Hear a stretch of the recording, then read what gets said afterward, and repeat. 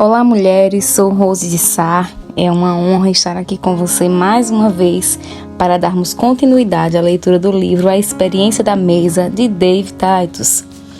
Mas antes eu quero pedir a você que, se ainda não se inscreveu no canal, se inscreva e compartilhe com uma amiga para que ela também possa desfrutar dessa linda experiência. E hoje iniciaremos a leitura do capítulo 7, Em Memória de Mim. 1 Coríntios 11, dos versos 23 ao 26, a palavra nos diz: O Senhor Jesus, na noite em que foi traído, tomou o pão e, tendo dado graças, partiu e disse: Isso é o meu corpo que é dado em favor de vocês. Façam isto em memória de mim. Da mesma forma, depois da ceia, ele tomou o cálice e disse: Este cálice é a nova aliança no meu sangue.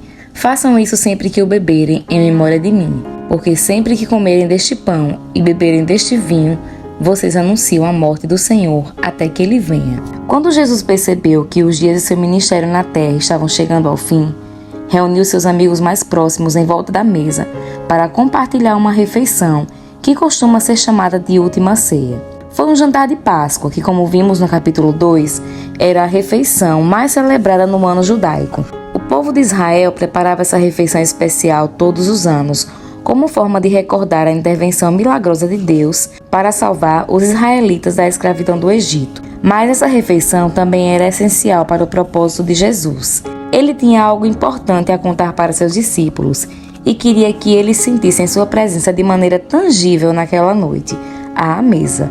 Assim como qualquer jantar, a mesa para a última ceia foi arranjada com pratos, copos e tigelas. Naqueles pratos se encontravam os elementos naturais, pão e vinho, que faziam parte da refeição pascual havia séculos. O pão e o vinho eram parte regular das refeições diárias na época de Jesus. E naquela refeição, ele pegou esses elementos comuns e os usou para um propósito muito importante. Depois de uma conversa interativa durante a refeição, Jesus tomou o pão e o partiu. O pão usado na refeição pascual era sem fermento, ou seja, era plano como um biscoito. Quando Jesus partiu o pão, este provavelmente se dividiu em 2 pedaços irregulares. Ele segurou o pedaço partido de matzá, o nome hebraico de pão, na frente dos discípulos e disse, o que imagino significar algo como: Estão vendo essas pontas partidas? É assim que meu corpo ficará amanhã. Vocês não sentirão vontade de olhar para ele.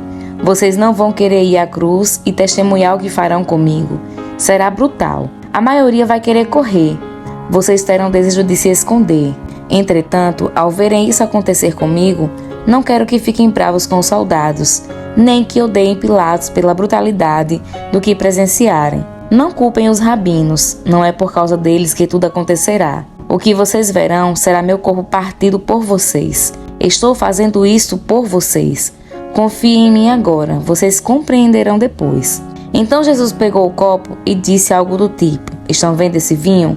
É vermelho escuro, como a cor do sangue, concordam? Saibam que amanhã vocês verão mais sangue do que imaginam ser possível jorrar do corpo humano. Mas quando virem meu sangue ser derramado por vocês na cruz, quando meu lado for perfurado com uma lança, saibam que este é o sinal da nova aliança que faço com vocês. Eu morrerei, mas nunca os deixarei. Sei que é difícil entender agora, parece impossível, mas vocês verão e um dia se lembrarão das palavras que lhes falo hoje. Na verdade, quero que se lembrem de mim e do que farei por vocês. Quero que saibam que sempre podem vir até mim, mesmo depois que eu me for.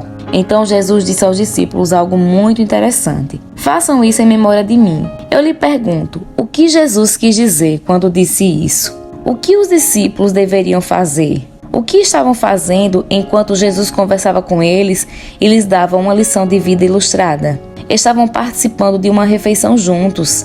Que memória ele deseja que tenhamos? Esperança, redenção? Não importa o que aconteça, ele é capaz de resolver. Ele pode nos curar. Jesus quer que nos lembremos do que ele já proveu para nós. Com que frequência Jesus quer que façamos isso em memória de sua redenção? Toda vez que participamos da ceia do Senhor mensalmente na igreja? Creio que não. Ao estudar essa passagem no contexto do princípio da mesa, distribuído pelas páginas das Escrituras, penso que quando Jesus segurou o pão e o vinho dizendo, façam isto em memória de mim, eles estavam se referindo ao jantar. Em outras palavras, ele disse: sempre que vocês comerem pão e beberem vinho, lembrem-se de que esses elementos representam meu corpo e meu sangue, que eu dei para redimi-los. Com que frequência os discípulos de Jesus comiam pão e tomavam vinho? Todo dia, porque aqueles eram alimentos essenciais e servidos em todas as refeições. Sempre que nos assentamos à mesa, a despeito das circunstâncias, devemos lembrar que as coisas velhas se tornarão novas.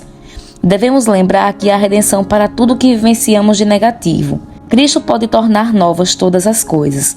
Você consegue imaginar o que aconteceria em nossos lares se toda vez que comermos uma refeição formos para a mesa e fizermos uma oração redentora?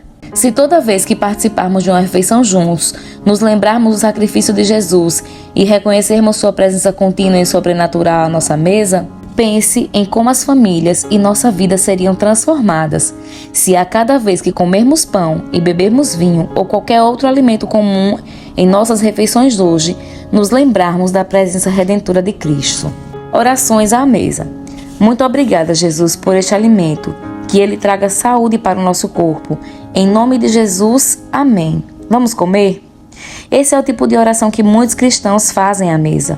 Outros resumiram as orações à mesa para algo assim: Deus é bom, a Ele agradecemos por este alimento. Conheço um pastor que, ao receber Léo e a mim em sua casa para jantar, tentou ser engraçado e anunciou à mesa: vamos comer, o alimento já está abençoado.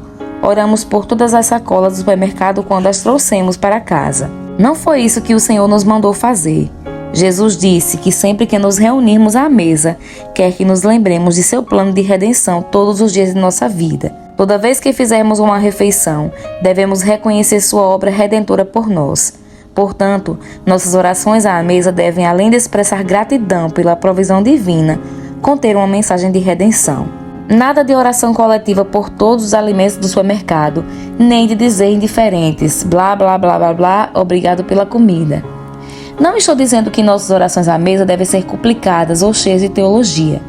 Caso seus filhos sejam pequenos, você pode fazer uma oração simples que contém uma mensagem de redenção, por exemplo. Querido Jesus, muito obrigado porque nos reunimos à mesa e sabendo que quando erramos, podemos contar uns aos outros e o Senhor nos ajuda a agir melhor da próxima vez. Percebeu a mensagem redentora nessa oração simples? Agora imagine se as crianças ouvirem esse tipo de conteúdo nas orações à mesa. Desde a época em que se sentam no cadeirão, elas aprenderão com muita facilidade sobre o amor redentor de Deus em sua vida. Isso formará uma autoestima extraordinária e desenvolverá confiança com humildade. Nossos filhos aprenderão do amor de Deus à mesa da família, antes mesmo de participarem da escola dominical. Sua oração à mesa deve expressar gratidão pelo que Jesus fez por você na cruz, em vez de simplesmente agradecer pelo alimento. Lembre-se, o momento da refeição não diz respeito apenas ao alimento, porque nem só de pão viverá o homem, mas de toda a palavra que procede da boca de Deus, como está escrito em Mateus 4:4. Que suas orações sejam dignas do seu Deus, embora o pão de cada dia que Ele nos dá seja importante e devamos expressar gratidão por sua ampla provisão para nós. É muito mais importante que nossas orações à mesa reconheçam o propósito da cruz, o amor de Deus e a sua presença redentora conosco quando nos assentamos para comer. Aprendendo a orar à mesa. Quando eu era criança, nossa mesa familiar era posta para 4 e muitas vezes para mais pessoas. Papai sentava-se à cabeceira e mamãe à sua direita. Meu irmão mais velho e eu costumávamos nos sentar à esquerda de papai, mas às vezes eu trocava de lugar e me sentava ao lado de mamãe. De um lado da mesa eu contemplava a vista da janela e do outro me enxergava no espelho que ficava na parede de nossa copa. 2 cadeiras extras sempre ficavam ali e era fácil colocar mais 2 pratos. As pessoas nos visitavam com frequência e, se estivéssemos comendo, sempre as convidávamos a se unir a nós. Antes das refeições, papai anunciava: vamos orar? Ele não cresceu na igreja, então não seguia o que consideraríamos uma prática tradicional de agradecer pela refeição. Ele não orava enquanto todos ouvíamos. Em vez disso, todos faziam a própria oração ao mesmo tempo. E como eu sabia que a presença de Deus estava à nossa mesa, sentia muito temor e respeito pelo Senhor para chegar à mesa com o coração rebelde e orar. Sentar à mesa era algo que me ajudava a me certificar de que meu coração estava em paz com Deus. Foi à mesa que eu aprendi a orar em voz alta. Todas as pessoas da família oravam alto ao mesmo tempo. Era como um coro de orações proferidas juntas. Era uma forma incomum de orar à mesa, e até hoje nunca vi ninguém mais orando desse jeito antes de comer. Nossas orações não eram decoradas, nem iguais a cada refeição. Papai gostava de se certificar de que conseguia ouvir todas as nossas orações ao fundo da que ele fazia. Às vezes ele pedia à minha mãe, a Noel ou a mim para fazer a oração, e todos esperavam em silêncio até o fim. À mesa de minha família, meu irmão e eu aprendemos a orar por causa da expressão do coração agradecido dos nossos pais. Aprendemos a teologia básica do amor e da graça de Deus por meio das orações de nossos pais enquanto estávamos assentados à mesa. Nossas orações antes de comer sempre incluíam gratidão pela bondade de Deus, por sua salvação, pela orientação e direcionamento para a nossa vida. O altar da família. Acredito que a mesa tenha potencial para se transformar no altar da família. É claro que não se trata de um lugar exclusivo, porque Deus deseja se encontrar conosco onde estamos, no momento em que clamamos a Ele. Mas creio que existe uma presença sobrenatural em ação quando nos reunimos à mesa. Além do nosso corpo ser alimentado e nossas emoções curadas, nossa alma também é nutrida à mesa. O pão da presença se encontra conosco ali. Tudo o que precisamos fazer é preparar a comida. A oração era muito importante para mamãe e papai. Meu pai era muito agradecido pela salvação e pela paz recém-encontrada em sua vida. Orávamos 3 vezes ao dia durante as refeições e todas as noites antes de dormir. Nós 4 terminávamos o dia indo para a sala orar. Papai se ajoelhava próximo à sua poltrona, mamãe perto de outra cadeira, meu irmão e eu junto ao sofá. Esse momento de oração era diferente de nossas preces à mesa. Nele não conseguíamos ouvir uns aos outros. As orações eram mais particulares. Era nosso período de conversar com Deus e pedir perdão por qualquer coisa que houvéssemos feito de errado. Ninguém mais precisava saber. Mesmo quando eu me esforçava para escutar, não conseguia entender o que mamãe, papai ou Noel falavam com Deus. Quando nossa família tinha momentos de oração na sala, eu me distraía na maior parte do tempo. Não estou dizendo que eu nunca orava durante o altar da família, como meus pais chamavam, mas na maior parte do tempo eu não conseguia me concentrar em minhas orações. É claro que nem mamãe nem papai sabiam disso, pois estavam ocupados orando do outro lado da sala. Minha distração durante aqueles momentos de oração não acontecia por rebelião ou resistência. Eu apenas ficava fascinada com as cores na trama do tecido do sofá. Enquanto deveria estar orando em silêncio, eu ficava contando e criando fileiras e padrões de cores que não eram vistos à distância. Com a cabeça entre as mãos e os joelhos a poucos centímetros do estofado, eu contemplava coisas que não pareciam existir de outra perspectiva. A trama do tecido parecia um caleidoscópio. Eu fitava meu próprio mundo de cores, formas e texturas completamente alheia ao que deveria estar fazendo, orando. Depois de uns 15 minutos, um período bem longo para uma criança, eu ouvia mamãe e papai se levantando. Quando sua voz baixinha silenciava, eu sabia que podia me levantar. Nós nos beijávamos e nos abraçávamos e partíamos para a cama. Sabemos que a oração é eficaz e poderosa a qualquer momento e em qualquer lugar que oramos. Contudo, em minha experiência, nossa mesa era bem mais o altar da família do que o sofá. À mesa, eu não podia me esconder. Precisava ser respeitosa e minha participação era necessária. Anos depois, quando eu era uma adolescente que queria seguir o próprio caminho e fazer as coisas a meu modo, era mais fácil fingir estar orando enquanto me ajoelhava em silêncio junto ao sofá do que fingir uma oração em voz alta à mesa. A presença do Senhor ao redor da mesa, o pão da presença, enternecia meu coração e me levava ao arrependimento. Minha independência e rebelião inicial não duravam muito. Após um pouco, passei a amar a oração tanto à mesa quanto ao sofá. Eu gostava de orar enquanto dirigia, de olhos abertos e à beira da cama. Orar à mesa assumiu um novo significado. Aceitando o convite de Jesus a todos nós em Apocalipse 3:20, ele batia, eu abria a porta e ele sentava para cear comigo. Suas orações à mesa. Qualquer que seja a forma escolhida por sua família para orar à mesa, você deve escolher as próprias palavras. Lembre-se, as orações à mesa não precisam ser chiques, elaboradas ou ditas usando o português da Bíblia João Ferreira de Almeida, a menos que essa seja a sua forma de falar.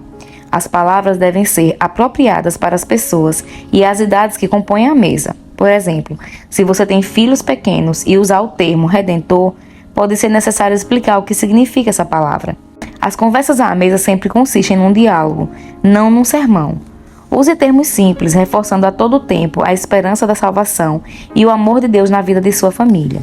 Quando eu oro ao redor da mesa com minha família, costumo falar mais ou menos assim: Senhor Jesus, ao nos reunirmos em volta da mesa, queremos agradecer-te por tua presença em nossa vida.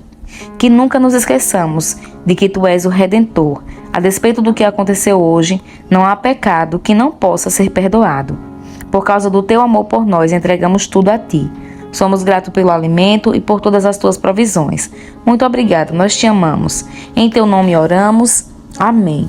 Todos que conhecem meu esposo Léo sabem que as orações dele à mesa costumam ser mais breves do que as minhas. Orações curtas também são eficazes. As orações à mesa podem ser mais significativas se incluírem uma mensagem redentora, ou seja, com conteúdo que lembre um aspecto da graça, da esperança de salvação, do perdão e do amor de Deus por causa do sacrifício de Cristo na cruz. Jesus disse que em todas as refeições devemos intencionalmente nos lembrar do propósito do seu corpo partido e do seu sangue derramado para nossa salvação. Eu a incentivo a analisar com cuidado como você ora à mesa e a ser mais intencional na inclusão de esperança para a sua família. Nas orações à mesa, você pode incluir o amor de Deus e sua disposição para perdoar. Por exemplo, se você tem filhos pequenos ao redor da mesa, pode fazer uma prece simples como esta: Querido Jesus, obrigada por amares nossa família e por esse tempo que temos juntos. Ajuda-nos a sentir que tu estás bem pertinho de nós. Obrigada, porque se qualquer um de nós tiver feito algo errado, tu nos perdoas se pedirmos. Ajuda-nos sempre a te agradar. Obrigada pela comida e conserva a nossa saúde, em nome de Jesus. Amém. Quando um adulto não cristão estiver à mesa, você pode orar assim: Deus Pai, nós te agradecemos por teu Filho Jesus Cristo em nossa vida. Agradecemos pelo Espírito Santo que nos guia a dar honra a ti. Jesus, peço-te que sintamos tua presença à mesa enquanto compartilhamos esse momento com nossos amigos. Que tua alegria esteja entre nós. Obrigada pelo poder do teu amor e ajuda-nos a refletir teu amor aos outros. Em nome de Jesus, amém. Quando houver parentes participando da refeição, você pode fazer uma oração semelhante a esta: Senhor Jesus, somos muito agradecidos por nossa família. Estende tua bênção a cada pessoa ao redor desta mesa. Ajuda-nos a sempre sentir tua paz, teu amor e tua alegria uns com os outros. Obrigada porque todos podemos nos aproximar de ti com qualquer necessidade e tu redimes nossas falhas. Toda a nossa família busca tua justiça em nossa vida. Comprometemos-nos a apoiar e incentivar uns aos outros. Abençoa o alimento e agradecemos por quem preparou a refeição. Em nome de Jesus, amém. Essas ideias simples de oração servem para estimular seu pensamento sobre o conteúdo de orações à mesa. Em vez de repetir a mesma coisa toda vez que orar, escolha fazer uma prece de oração para que todos ao redor da mesa compreendam aquilo que você diz. A mesa é o lugar onde alimentamos o corpo, saramos as emoções e nutrimos a alma. Você se sente afastado de Deus? Deseja experimentar mais do poder sobrenatural do Senhor em sua vida e na vida de seus familiares? Então venha para a mesa.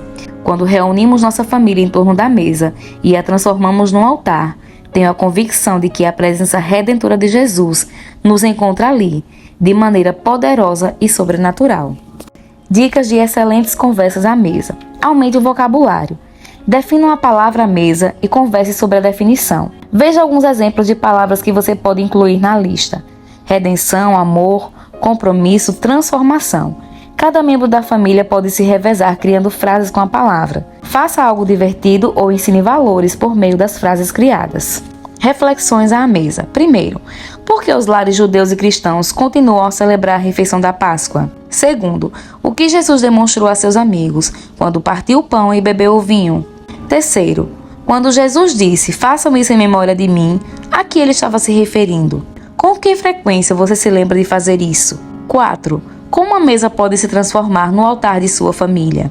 5. Escreva uma oração simples de redenção que uma criança em idade pré-escolar consiga entender. E aqui nós concluímos a leitura do capítulo 7, Em Memória de Mim.